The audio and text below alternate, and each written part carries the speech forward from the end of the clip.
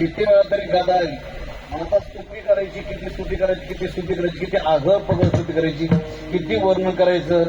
ऐका, आपण एखाद्या व्यक्तीच्या बद्दल चांगलं जरी बोलून त्याच्या ठिकाणी ते गुण नसले ना तर ती निंदा होते शास्त्राच्या नियमाप्रमाणे. एखाद्याला नाव ठेवणं, टीका करणं तर ती निंदा आहेच आहे.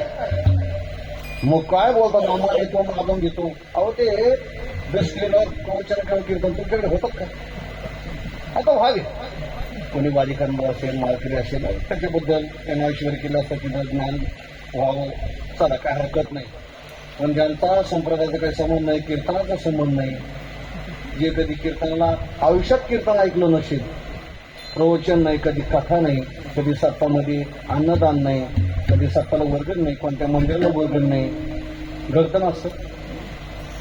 मग ते मेले की भजनी, चला वाजंत्री नाही आलं का मुलं येतात, त्यानंतर पुन्हा कीर्तन, दशक्रियेला कीर्तन. पण ठेर आहे एका दृष्टीने, ठीक आहे बा, पुढच्या पिढीचं काय भावना असतील, कीर्तन झालं तर उद्धरण, तसं काही संबंध नाहीये. आयुष्यभर केलं ना असं की एक कीर्तन उद्धर होतं काय? सप्ती वाटा ना तिथं 50-50 वर्ष सत्ता केली, जे काही कीर्तन सोडलं नाही, तिथं काही द्रोण चिट्ट ना उद्धारा करता, आणि कधीच काही नाही त्या तिथं हिवत असतं. आता काय भावना असते, काही संबंध असतात, कीर्तन करायला भेटी किंवा लागतात, त्याला नाविलाज असतो. कधी कधी कधी कधी आमची गोष्टी होती एवढं बडबड करून. आता मुलं असतात पुढचे, ते हरिपाठ देतात, ते काहीतरी सेवा करतात, त्यांचा त्या ठिकाणी बाप वारला, कशाच संबंध नाही. पण ते म्हणतात ना, काँग्रेसमध्ये तो सुख होती कधी कधी. आता ते मुलांचं ऐकावं लागतं, आमच्या बापाचं कीर्तन तुम्ही करा. बाप कसा मिळाला, भाव कसा मिळाला. 2 वाजेपर्यंत हजर चढत होता, ड्रिंकिंग गेली होती, सुधारलो नाही, धडकला, तिकडंच कुत्र्याच्या मोती नाही मिळाला. सकाळी कळालं, मग ती मिळाला ती आमची वेगळी, मग त्याचा दशक्रिया आणि त्याचं कीर्तन आमचं, आणि आम्ही बिनबाजापणाने आपण घेतो. या जसा ठीक केला होता शेवटाचा किमतीने, नाही का? हा तुकाराम महाराजांचा म्हणजे शेवट शब्द गृहीत धरून कीर्तनकार अज्ञानाने दशक्रियेला सर्रासपणे आपण घ्यायला हवी. का? त्यांचं म्हणणं की शेवट दावा म्हणजे शेवट हे. अरे तुकोपर्यंत साधनेचा परवा कोटीचा उच्च कोटीचा अभंग, साधनेचा शेवट तिथं हे शरीर मिळालं म्हणजे त्याचा शेवट नाहीये.